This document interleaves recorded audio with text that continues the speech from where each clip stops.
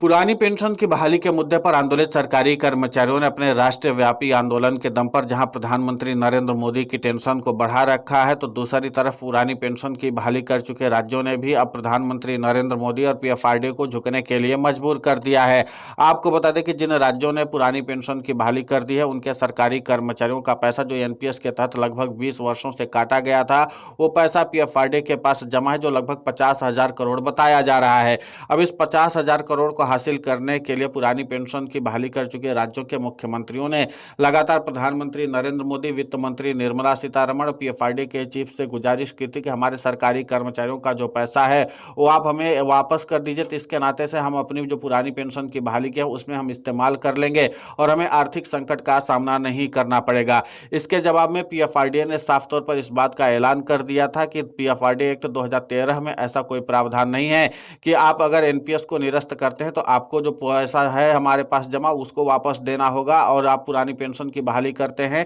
तो भी हम सीधे तौर पर आपको पैसा देने के लिए बाध्य होंगे। ऐसा कोई प्रावधान नहीं है। अब इस पूरे मामले को लेकर के जो 50,000 करोड़ रुपए है उसको हासिल करने के लिए पुरानी पेंशन की बहाली कर चुके राज्यों के मुख्यमंत्रियों ने संयुक्त रूप से सुप्रीम कोर्ट का दरवाजा खटखटाने का फैसला कर लिया है। आपको बता दें कि जिन राज्यों ने पुरानी पेंशन की बहाली कर दी है उनको लगातार आर्थिक संकट का सामना करना पड़ा है, क्योंकि वो तो पुरानी पेंशन की बहाली कर दी है और उसके नाते से उनका खर्च जो है वो बढ़ गया है, और इसी के नाते से वो लगातार गुजारिश कर रहे हैं कि उनको जो पैसा है एनपीएस का जमा सरकारी कर्मचारियों को वापस दे दिया जाए। लेकिन केंद्र की सरकार इसमें आनाकानी कर रही है। अब ऐसे में सरकारी कर्मचारियों का पैसा हासिल करने के लिए अब पुरानी पेंशन की बहाली कर चुके राज्यों के मुख्यमंत्रियों को लगता है कि सुप्रीम कोर्ट के जरिए ही इसको हासिल किया जा सकता है। जाहिर सी बात है कि अगर कोर्ट का आदेश होगा तो फिर केंद्र की नरेंद्र मोदी सरकार को मजबूरन एनपीएस का पैसा जो सरकारी कर्मचारियों का जमा है वो सीधे तौर पर केंद्र की नरेंद्र मोदी सरकार को देना ही पड़ जाएगा। और इसीलिए माना जा रहा है कि पुरानी पेंशन की बहाली कर चुके राज्यों को और भी ज्यादा आर्थिक संकट का सामना तब करना पड़ा जब उन्होंने अपने राज्य में पुरानी पेंशन की बहाली कर दी, तो फिर केंद्र सरकार की तरफ से मिलने वाली सालाना जो राशि है उसको भी केंद्र की नरेंद्र मोदी सरकार ने घटा दिया। यानी कि उन राज्यों का सालाना बजट ही घटा दिया, जिसके नाते से उनको और भी प्रकार की आर्थिक संकट का सामना करना पड़ रहा है। ऐसे में पुरानी पेंशन की बहाली कर चुके राज्यों के मुख्यमंत्रियों के पास अब एक ही विकल्प दिखाई दे रहा है कि वो सुप्रीम कोर्ट के जरिए केंद्र की नरेंद्र मोदी सरकार से इस बात का आदेश दिलवाएं कि सीधे तौर पर जो पुरानी पेंशन की बहाली कर चुके राज्य हैं उनको एनपीएस के तहत जो सरकारी कर्मचारियों का पैसा जमा है, यानी कि उनके सरकारी कर्मचारियों का जो पैसा जमा है वो सीधे तौर पर सरकार हैंडओवर कर दे। अब ऐसे में देखना महत्वपूर्ण होगा कि जिस तरीके से पुरानी पेंशन की बहाली कर चुके राज्यों के मुख्यमंत्री जो हैं वो संयुक्त रूप से इस बात का प्रयास कर रहे हैं कि हम किसी भी तरीके से एनपीएस के तहत जो सरकारी कर्मचारियों का पैसा उसको हासिल कर लें। अब ऐसे में सुप्रीम कोर्ट से उनको कितनी मदद मिल पाती है देखना अहम बात होगी। लेकिन सबसे महत्वपूर्ण बात यह कि अभी तक जिन राज्यों ने पुरानी पेंशन की बहाली कर दी है उनको लगातार आर्थिक संकट का सामना करना पड़ रहा है। आप हिमाचल प्रदेश से लेकर के कर्नाटक तक के राज्यों का गणना कर सकते हैं और इन सभी राज्यों को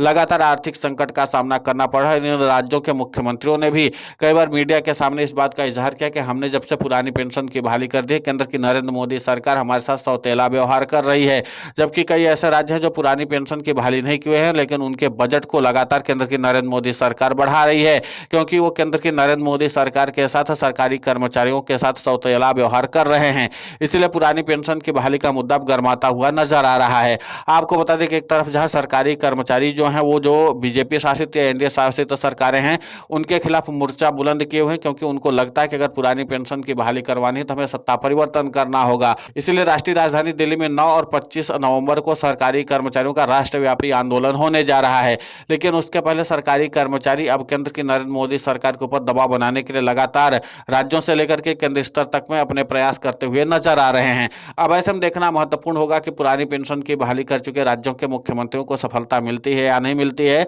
लेकिन माना जा रहा है कि जिन राज्यों ने पुरानी पेंशन की बहाली कर दी है उनको लगातार आर्थिक संकट का सामना करना पड़ रहा है। केंद्र की नरेंद्र मोदी सरकार की तरफ से भी उनको कोई खास सहयोग मिल नहीं पा रहा है और इसी के नाते से उनका आर्थिक संकट लगातार बढ़ता चला जा रहा है। मजबूरन अब इन राज्यों के मुख्यमंत्रियों को सुप्रीम कोर्ट का सहारा लेना पड़ रहा है। माना जा रहा है कि जिन 5 राज्यों ने पुरानी पेंशन की बहाली कर दी उन सभी 5 राज्यों के मुख्यमंत्री जो हैं संयुक्त रूप से अपनी एक बैठक करेंगे और उसके बाद एक रणनीति बना करके इस बात का फैसला करेंगे कि पुरानी पेंशन की हमने तो बहाली कर दी है, लेकिन उसके नाते से जो आर्थिक संकट आया है उससे कैसे निपटा जाए। और इसके लिए जाहिर सी बात है कि जब तक केंद्र की नरेंद्र मोदी सरकार की तरफ से पीएफआरडीए के पास जो पैसा जमा है उसको नहीं दिलवाया जाएगा, तब तक सरकारी कर्मचारियों की पुरानी पेंशन बहाल करने वाले राज्यों को किसी भी तरीके से आर्थिक संकट से उबरने की मदद नहीं मिल पाएगी। और इस बात को केंद्र की नरेंद्र मोदी सरकार बताने की कवायद में जुटी हुई कि देख लीजिए, जिन राज्यों ने पुरानी पेंशन की बहाली कर दी है उनको लगातार आर्थिक संकट का सामना करना पड़ रहा है, जबकि पुरानी पेंशन की बहाली कर चुके राज्यों के मुख्यमंत्रियों का कहना है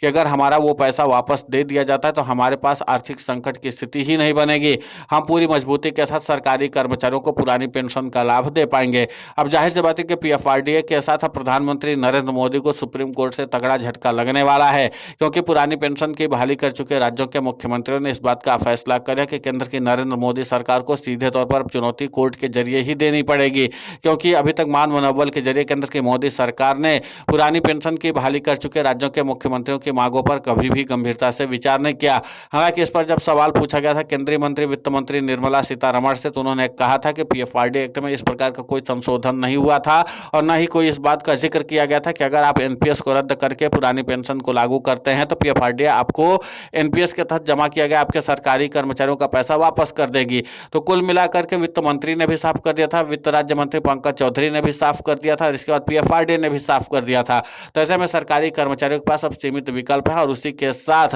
पुरानी पेंशन की बहाली कर चुके राज्यों के मुख्यमंत्रियों के पास भी सीमित ही विकल्प है। फिलहाल इस पूरे घटनाक्रम को लेकर के आपकी प्रतिक्रिया बहुत महत्वपूर्ण होती है, आप हमें कमेंट करके जरूर बताएं। साथ ही पुरानी पेंशन की बहाली के मुद्दे पर हम लगातार आंदोलित होकर के खबरें चला रहे हैं। आप हमारे समर्थन के लिए चैनल को सब्सक्राइब करें, खबर को ज्यादा से ज्यादा शेयर करें ताकि पुरानी पेंशन की बहाली का मुद्दा और बुलंद हो।